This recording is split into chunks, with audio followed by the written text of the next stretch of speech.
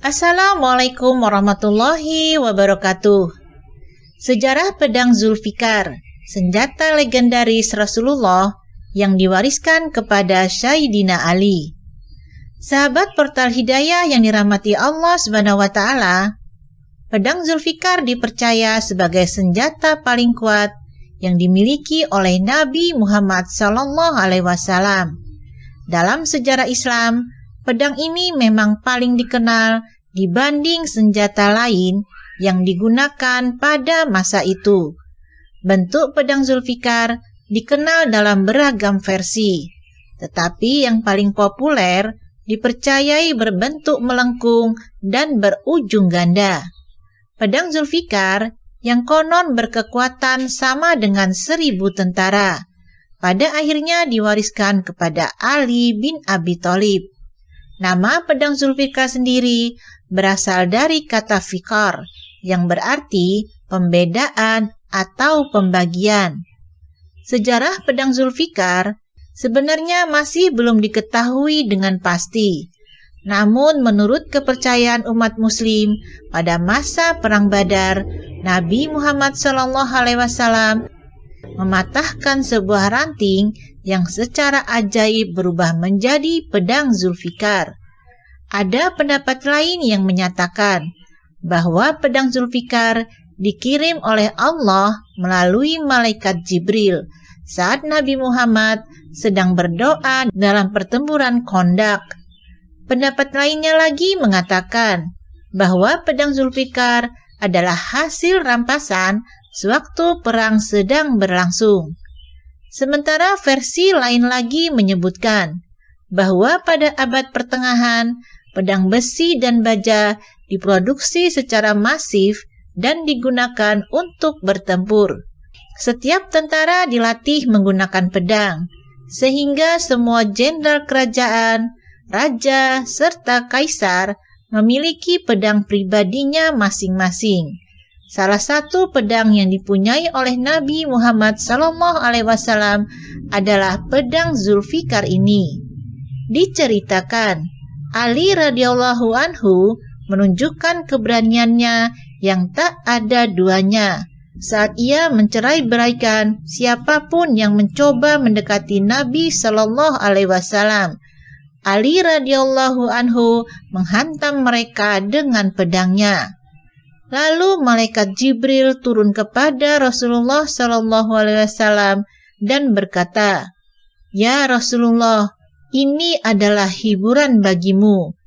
Kemudian Rasulullah SAW bersabda, "Sesungguhnya Ali dariku dan aku darinya." Lalu Jibril berkata, "Dan aku dari kalian berdua." Kemudian mereka mendengar suara yang berkata, "Tiada pedang seperti Zulfikar dan tiada pemuda seperti Ali." Tidak ada sumber yang pasti terkait pedang Zulfikar milik Ali bin Abi Thalib radhiyallahu anhu. Namun merujuk dari buku 25 Nabi, banyak bermukjizat sejak Adam alaihissalam hingga Muhammad sallallahu alaihi wasallam, karya Utsman bin Affan bin Abdul As bin Umayyah bin Abdul Syam menjelaskan mengenai hal tersebut. Dikatakan, kemungkinan pedang Zulfikar diperoleh Nabi Muhammad SAW dari rampasan perang Badar, di mana barang jarahan yang diperoleh akan dibagikan secara adil kepada seluruh pasukan, setelah dikurangi dengan 1/5 yang diperuntukkan bagi Nabi Muhammad SAW. Namun dalam riwayat lain, pedang itu dikatakan diberikan oleh malaikat Jibril kepada Nabi Muhammad SAW. Kemudian beliau SAW mewariskannya kepada menantunya Ali bin Abi Thalib radhiyallahu anhu. Octavia Rokimatu Rizki dalam buku kisah dan tauladan 10 sahabat Nabi Muhammad yang masuk surga menceritakan sosok berani Ali bin Abi Thalib radhiyallahu anhu bersama dengan pedang Zulfikarnya. Konon terdapat slogan yang selalu didengung-dengungkan oleh kaum muslimin ketika perang Uhud, yang amat dahsyat tengah berlangsung. Tidak ada pedang setajam pedang Zulfikar, dan tidak ada pemuda yang setangguh Ali bin Abi Thalib. Dalam perang tersebut, Ali bin Abi Thalib radhiyallahu anhu memperlihatkan ketangguhannya sebagai seorang pahlawan Islam yang gagah perkasa.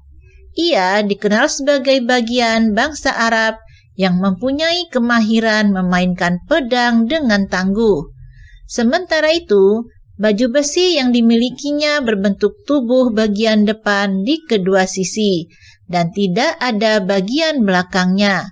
Ketika ditanya, "Mengapa baju besimu itu tidak dibuatkan belakangnya, hai Abu Husain?"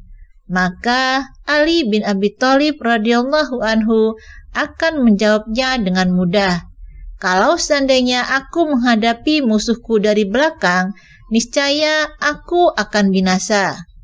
Zaid Malbar dalam buku Para Pendekar Muslim turut menceritakan mengenai kisah keberanian Ali bin Abi Thalib radhiyallahu anhu dan pedang Zulfikar.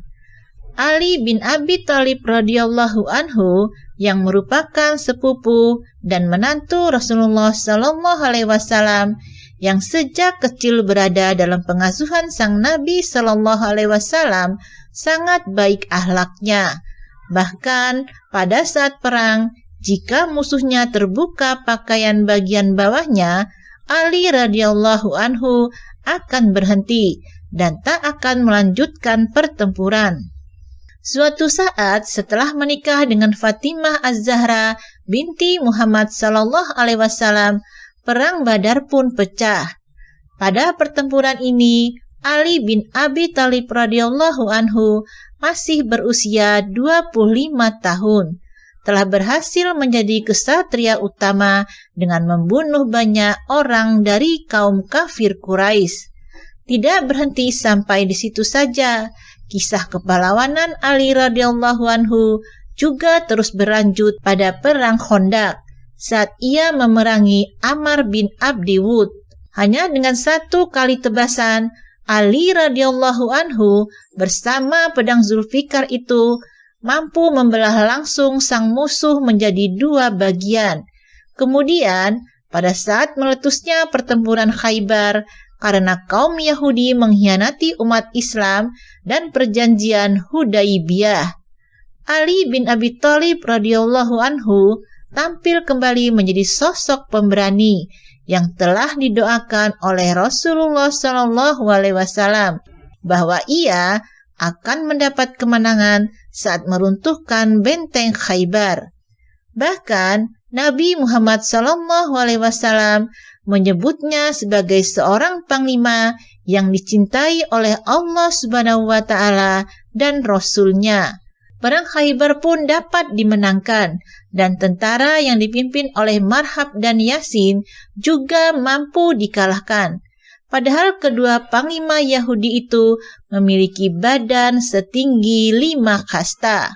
Wallahu a'lam bishawab. Semoga dengan mendengarkan kisah ini akan menambah pengetahuan dan hikmah untuk kita semua. Wassalamualaikum warahmatullahi wabarakatuh.